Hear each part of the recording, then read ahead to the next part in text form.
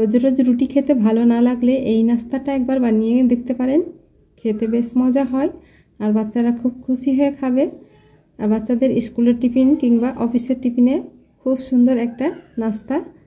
তো আসসালামু আলাইকুম, সবাই কেমন আছেন? আশা করছি ভালো আছেন। তো চলুন বন্ধুরা, এই নাস্তাটা কিভাবে বানাচ্ছি দেখা যাক। তো আমি এখানে নিয়েছি টমেটো কুচি, নিয়েছি ক্যাপসিকাম কুচি, পেঁয়াজ কুচি, আর নিয়েছি কাঁচা লঙ্কা কুচি। এখানে একটা আমি আলু গ্রেট করে নিয়েছি, এটাকেও নিয়ে নিচ্ছি। সবগুলো সবজি আমি নিয়ে নিচ্ছি বাটিতে একটা, আর কিছুটা ধনেপাতা। এবার অল্প একটু লবণ আমি এই সবজিগুলোতে মাখিয়ে কিছুক্ষণ আমি রেস্টে রেখে দেব। এতে করে সবজিগুলো নরম হয়ে যাবে আর আটার সঙ্গে যখন মেশাবেন তখনই কিন্তু অসুবিধা হবে না নাস্তাটা বানাতে। তো আমি এটাকে সাইডে রেখে দিচ্ছি। আর এদিকে একটা বাটি নিয়েছি আর নিয়েছি 1 কাপ আটা, দিয়ে দিচ্ছি স্বাদ মতো লবণ, আরও দিয়ে দিচ্ছি 1 কাপ আটা। আমি দিয়ে 2 কাপ আটা নিয়েছি, দিয়ে খুব ভালো করে লবণটাকে মিশিয়ে নিলাম। এবার আমি অল্প অল্প করে জল দিয়ে একটা ব্যাটার করে নেব। তো আমি দিয়ে দিচ্ছি আবারও জল 1 গ্লাস, মোট আমি 2 গ্লাস জল দিয়েছি, আরও লাগলে পরে দেব। প্রথমে আমি 2 গ্লাস জল দিয়ে ভালো করে গুলিয়ে নিচ্ছি।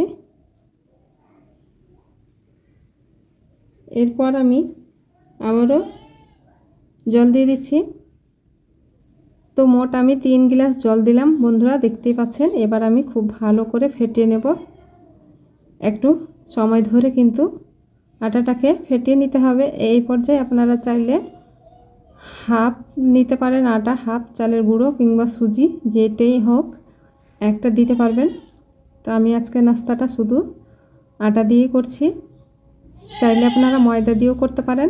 আর চামচ দিয়ে এভাবে একটু চেক করে নেবেন, একটা দাগ টানলে কিন্তু গুলিয়ে যাবে না। এইভাবে করে ব্যাটারের কনসিস্টেন্সিটা রাখতে হবে। আর সবজিটা আমি দিয়ে দিচ্ছি, হ্যান্ড উইচ দিয়ে খুব ভালো করে মিশিয়ে নিচ্ছি সবজিগুলোকে। এবার আমি চলে যাব সরাসরি চুলোর গোড়ায়। তো চুলোতে আগে থেকে একটা প্যান চাপিয়ে রেখেছি, প্যানটাকে খুব ভালো করে গরম করে নিয়েছি। এবার অল্প একটু তেল ব্রাশ করে নিচ্ছি, তারপরে আমি 2 চামচা করে ব্যাটার দিয়ে দিচ্ছি, দিয়ে চারিদিকে ঘুরিয়ে একটা গোল করে রুটির মতো বানিয়ে নিচ্ছি। তারপরে ঢাকা দিয়ে আমি 2 থেকে 3 মিনিট আমি ব্রেক করে নিয়েছি। এবার খুলে উল্টে পাল্টে একটু সেঁকে নেব। এই পর্যায়ে উল্টে আমি দিয়ে দিচ্ছি এখানে সাদা তেল ব্রাশ করে নিচ্ছি। আপনারা চাইলে সাদা তেলের বদলে ঘি কিংবা বাটার দিতেও পারেন, তাতে করে কিন্তু টেস্টটা আরও বেশি হবে। তো আমার কাছে ঘি বাটার কোনোটাই নেই, তার জন্য আমি সাদা তেল দিয়েই করছি নাস্তাটা। তবুও কিন্তু খেতে বেশ মজার হয়েছিল। তো আবারও আমি একটা দিয়ে দিচ্ছি। এভাবে করে সবগুলো আমি বানিয়ে নেব। আর বানানো খুবই সহজ, একদমই 2 থেকে 3 মিনিট লাগছে। তো হয়ে গেল। আবারও একটা, আবারও উল্টে পাল্টে একটু সেঁকে নিচ্ছি।